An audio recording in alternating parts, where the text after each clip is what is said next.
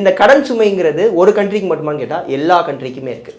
ஒவ்வொரு வருஷமும் அந்த கடன் சுமை ஏறிக்கிட்டே போகும். ஒரு ஜிடிபி வந்து ஒரு 100 rupees இருக்குன்னா கடன் சுமை எவ்வளோக்கு இருக்கலாம்னா 70% வரையும் இருக்கலாம். எப்பப்பெல்லாம் அந்த 70%க்கு மேலே கிராஸ் ஆகுதோ 80%, 90%, 100%, சில டைம் 100% தான் கிராஸ் ஆகி நிற்கும்.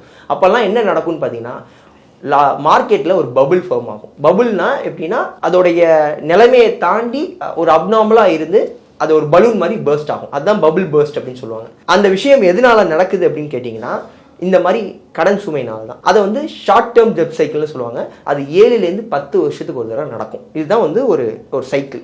நீங்கள் அதை கனெக்ட் பண்ணி பார்த்தீங்கன்னா இந்த 2008 ரெசிஷனாக இருக்கட்டும், 2000 வந்த .com பபுளாக இருக்கட்டும், 1982 நடந்த கிராஷாக இருக்கட்டும், இது எல்லாத்துக்கு பின்னாடியும் இந்த ஷார்ட் டேர்ம் டெட் சைக்கிள் அப்படிங்கிற ஒரு விஷயம் இருக்குது. அந்த மாதிரி டைமில் என்ன நடக்கும் அப்படின்னா மக்கள் வந்து மார்க்கெட் வந்து இதனால தான் இறங்குது. இப்போ 2020க்கு வந்து பார்த்தீங்கன்னா கொரோனாவை வந்து காரணம் சொன்னாங்க. 2008 பார்த்தீங்கன்னா லீமேன் கொலாப்ஸ் காரணமாக சொன்னாங்க. இங்கே வந்து இந்தியன் வந்து சத்தியமோட அதே தான் சொன்னாங்க. ஈவன் இங்கே கொரோனா வரப்போ வந்து 2020 எஸ் பேங்கை வந்து இங்கே சொன்னாங்க.